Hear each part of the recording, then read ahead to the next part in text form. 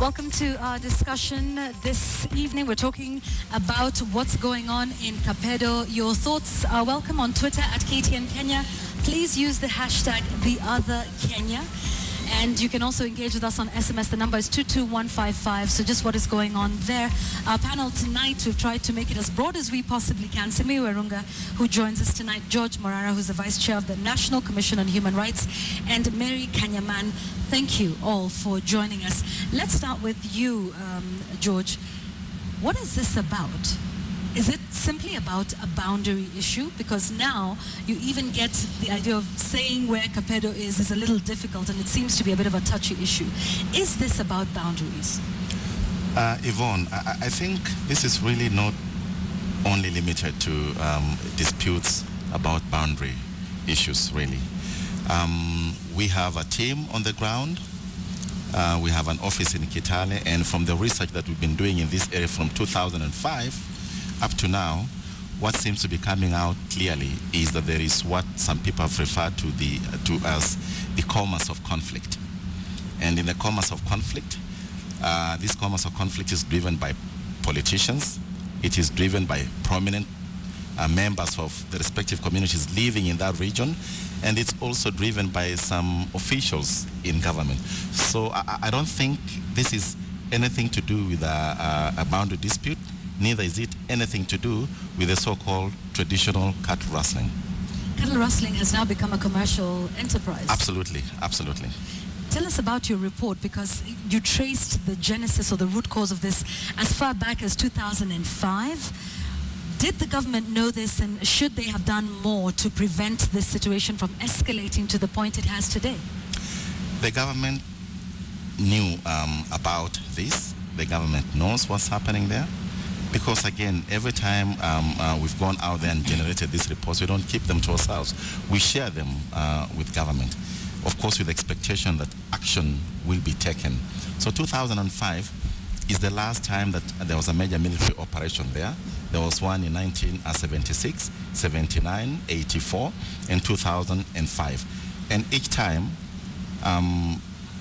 the issues really are not related to cattle rustling, but it's issues of the politicians in the area really pitting. You know, this is an area of Kenya that is seen to have the so-called warrior culture. Mm-hmm. But I think that so-called warrior culture has been captured by other external interests. So where we get a case whereby the politicians and prominent people are colluding with the community elders to bless some young warriors to go and commit these acts, mm-hmm. then I think it's really getting out of hand. Okay. But to answer your question directly, I think the government knows this, and if the government doesn't know this, then it will be then we should absolutely even be more worried. Yeah.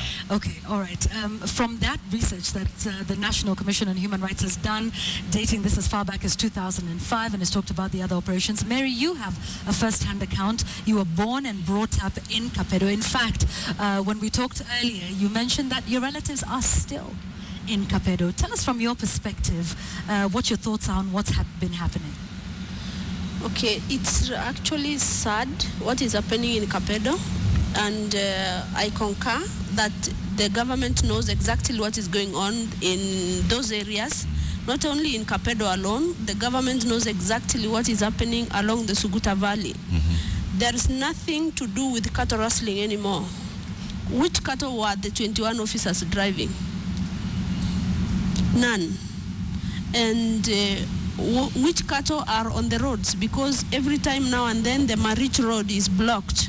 The road between Kapedo and Marigat is always blocked. When the Pokot think today the Turkana should not eat, they will just block the road.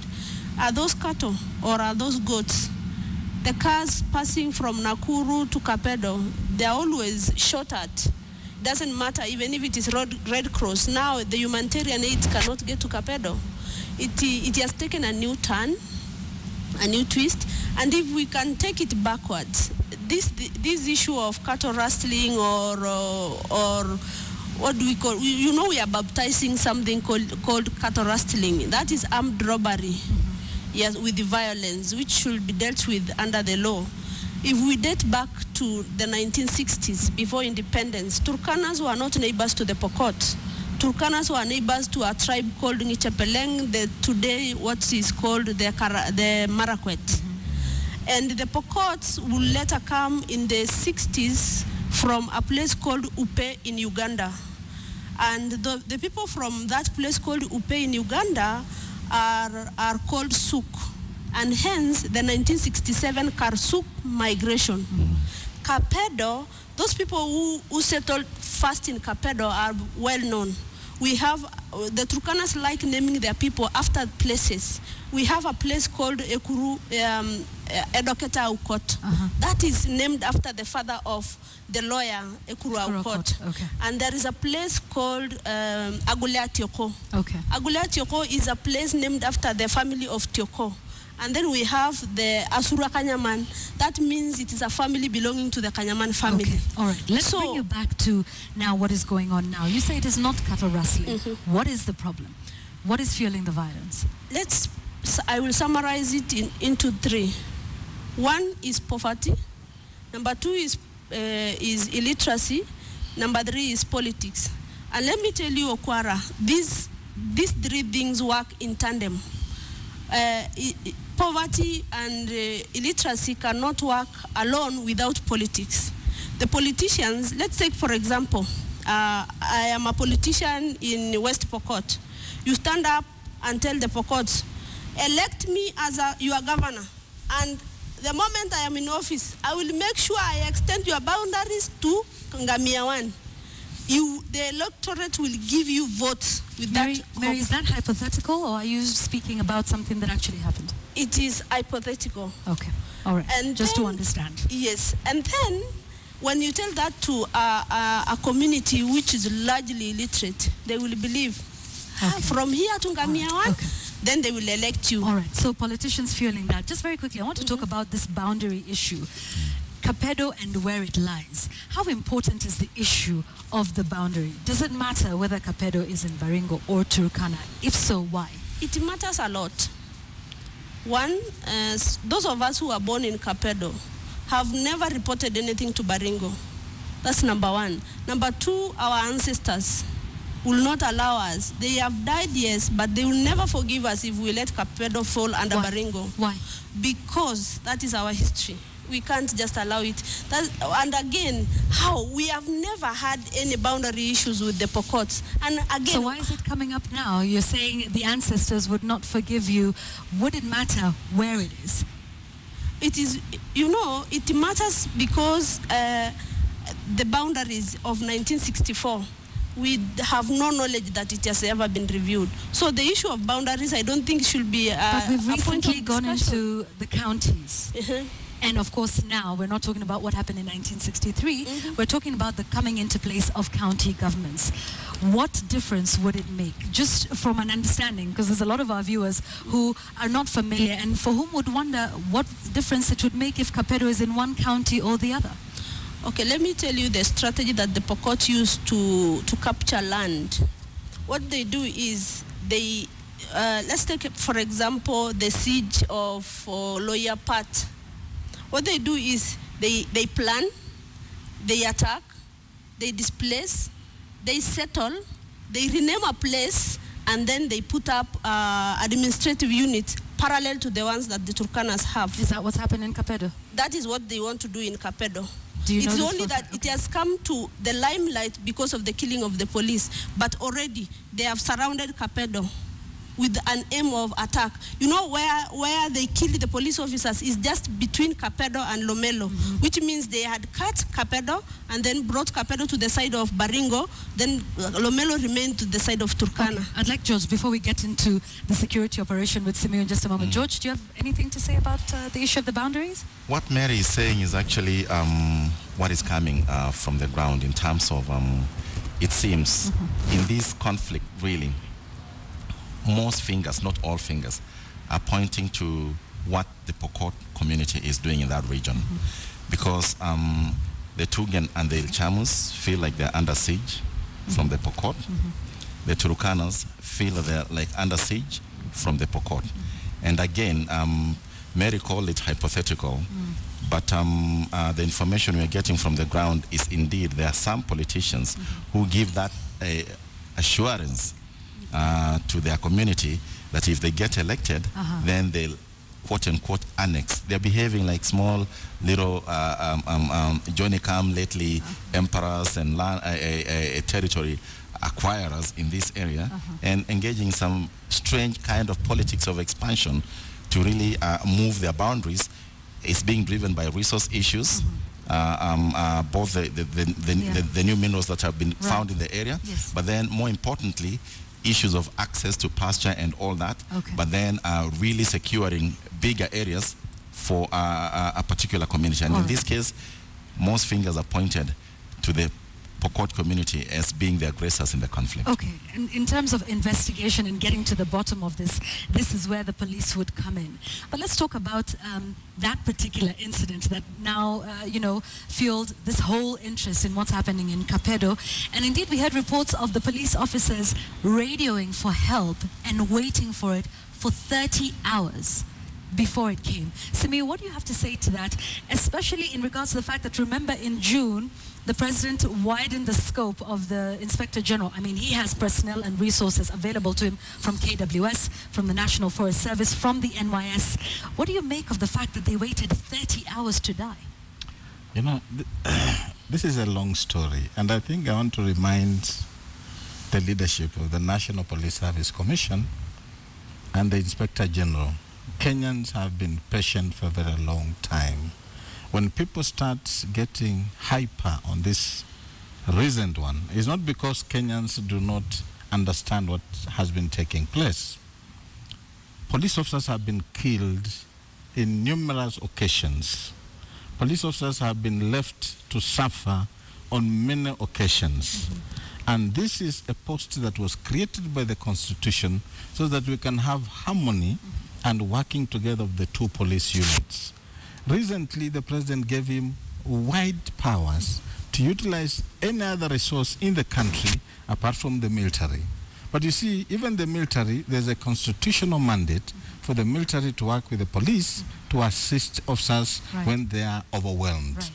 So I want to go back to the issue of the chairman of National Police Service Commission talking about leadership.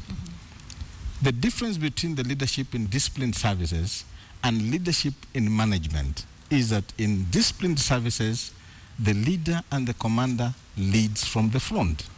The commander aspires and inspires the officers under him or her to do what the officer believes is the right thing to do. Simiyu, have they inspired? That's where I'm coming to now, briefly. So for somebody to tell us that we should not be looking at the leadership, I think that is selective amnesia.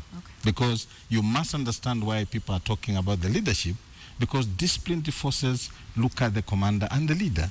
Now, for us to take stock of what has happened, I think it's important that people own up to their mistakes. That is the best thing to do. Then after that, you ask questions. What is it that we didn't do right? What is it that we never planned properly, so that from here henceforth we don't do those mistakes again? That is why Kenyans are asking the leadership of the police service, why is it that every now and then we keep on seeing officers being killed, and we seem to be now calling it petty issues? It's not right. All right, okay. And of course, in line with that, then KDF was deployed to Kapedo in a bid to lead the operation of disarmament. And we spoke to Andrew Franklin, who's a security analyst as well, has been in the country for over 20 years now and has an understanding of how security operations work.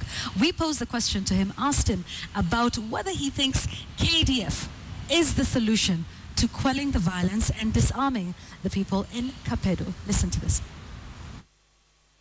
No, it's not the solution. Sending the Kenya Defense Forces, the KDF, domestically to keep plugging the gaps in the police service performance is a great way of degrading our own armed forces. In other words, the National Police Service Act needs to be implemented. We need to have the administration police combined with the regular police. Using the Kenya Defense Forces domestically, even if with the approval of the National Assembly, which is what's required by the Kenya Defense Forces Act under the Constitution of 2010, will degrade their capabilities. The Kenya Defense Forces are not designed nor meant to police internally. That's Andrew Franklin, a security analyst. You all seem to agree. Let's start with you, Mary. Do you think KDF is the solution? Your relatives are still there. What are they telling you about that operation? Okay, what I'm told about the operation is in Baringo, not in Turkana. And what are your some thoughts? Parts of Kapedo, of course, but it's okay for the KDF to be deployed there, but they are just treating the symptoms. The disease is still there.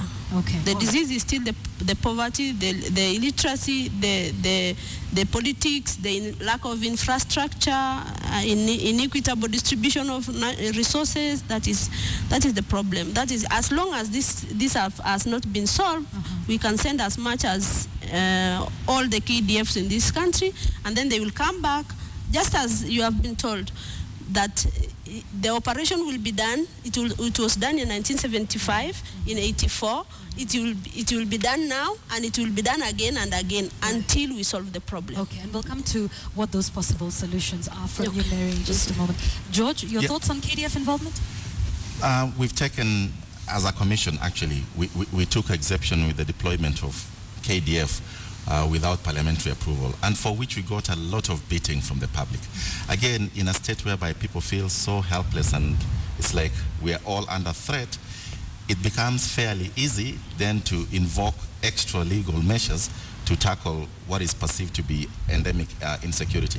The KDF is not going to be a solution.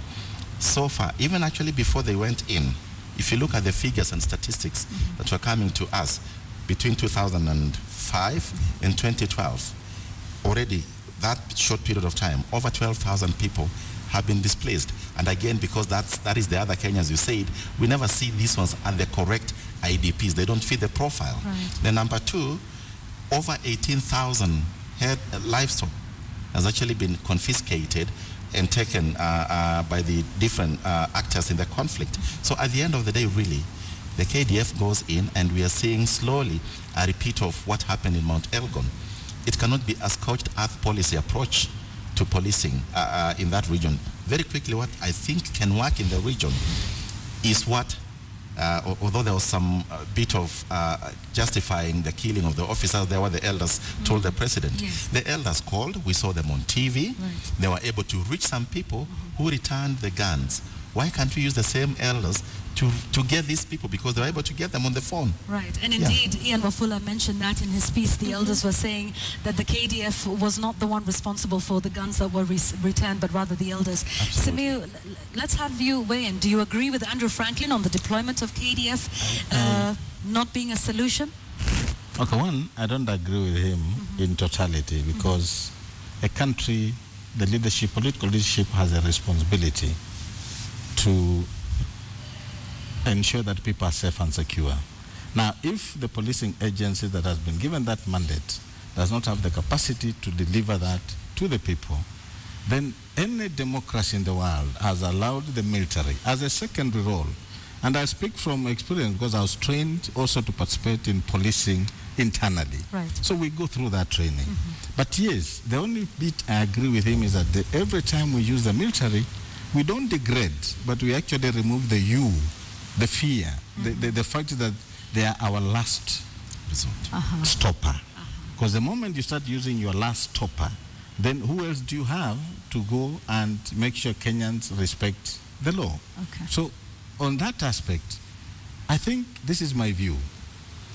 Use the military for quick solutions, but also capacitate the police. Look at why the police are not capable of doing their job for which the law allows them to do, so that as you use the stopgap measures by the military, you're also building the capacity of the police to ensure that eventually they take over their role and make sure that this country is safe and secure. That, to me, I hope, is what is being looked at, because yes, the military cannot be the end game. Okay, Yeah. indeed. Just a stopgap for now. Yes. Very quickly, because we're getting our closing remarks, there was, this was big on social media. There was a trending topic, a hashtag that said why Kimayo should resign. Do you think he should resign? You've talked today a lot about leadership and leading from the top. Should Kimayo resign? Should Olelenku resign? What about Johnston Kavuludi? Do you think that might be the start towards reforming the police? I know we've already talked about reforms in the police. Let's be very clear here. The cabinet secretary is in charge of policy. He has nothing to do with operations, nothing to do with leading the police service. Okay. The National Police Service Commission is in charge of the HR business. The administration. The person who is in charge of leading the police service is the Inspector General. So while the minister can take political responsibility, but the person who should have actually bowed out is the Inspector General. And why are we saying that? The Inspector General has only 4 years. Yes. He has done 2 years. And he cannot be reappointed after He that. cannot, because that is the law. Yes. Now, we went into the Inspector General system of police because we are looking at a strategic manager. Now, he is not in charge of operations, but he provides leadership and coordinates the operations of the 2 units. Who else should we ask? We can't go to Grace Kahindi because she reports to the Inspector General. We can't go to Arachi because he reports to the Inspector General.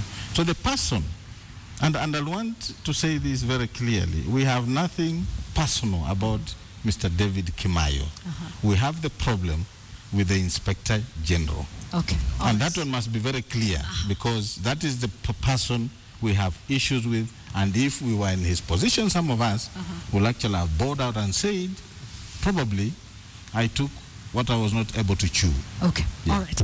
Just very quickly, because I want us to finish up with solutions. We'll come to you, George, in a minute. Mary, for you, solutions, all we're doing now is ending the violence that has taken place recently. What would be that lasting solution in the region? At first, we have done so many meetings with our Pokot counterpart. The former president, Mwai Kibaki, actually once sponsored a meeting between the Pokot professionals and the Turkana professionals in 2007 in Waterback, where the Turkana laid down the facts. We had to claim Kapedo as part of Turkana, and the Pokots were told to lay down the facts. But no Pokot came forth to lay down the facts. What I'm wondering right now is what has changed. Is it because of the resources? Is it because of the geothermal in Mount Silale? Because Kasarani lies at the foot of Mount Silale. Right. And it is a plateau, it is arable. So the Pokots have always taken away what is good from us. If you have good cows, they will come for them. Okay, Mary, I'm sorry, I want to rush you because I want to move into solutions now. I have just about a minute to go, and I'd like to give George a chance to speak as well. Okay. Solutions. Okay. The solution will be one, it has to come from the people of the North Rift. That I say because we have done documents that we took to, that are being implemented in Uganda. And that is now what is called the Karamoja cluster.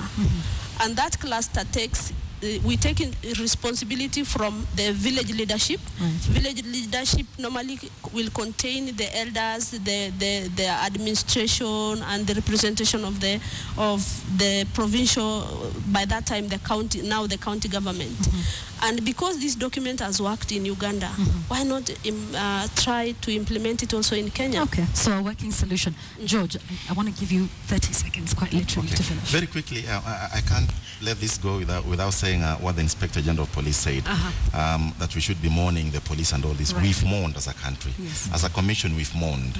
We are mourning the police who lost their lives, but then what we want to do is not to be in that state of permanent mourning. Yes. We want to be assured that we will no longer mourn because we are secure and safe as a country. One thing that has really fallen behind is the whole issue of security reforms, the police vetting and all this. Yes. That was supposed to give us a new face of the police. That hasn't happened. Unfortunately, instead of vetting the police and really making sure that we get the men and women who will make us safe, that has been reduced to actually determining their financial probity, who has what money, and all that. That will not keep us safe. The lifestyle of it? Yeah, the lifestyle.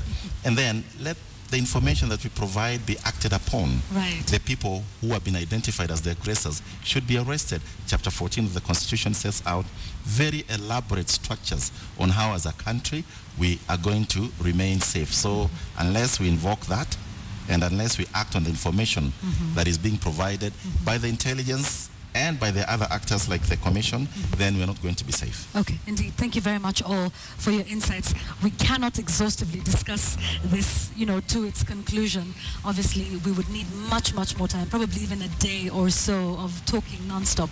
Thank you for your insights, and we thank you for the work that you continue to do, Mary, George as well, and Simiyu. Thank you so much for your insights, and also our thanks to Andrew Franklin, who wasn't able to be with us, but still gave us some insights a little earlier on. Of course, we want to thank you for that, and your feedback is coming in. I will sample it as we carry on with this bulletin. The hashtag is #TheOtherKenya.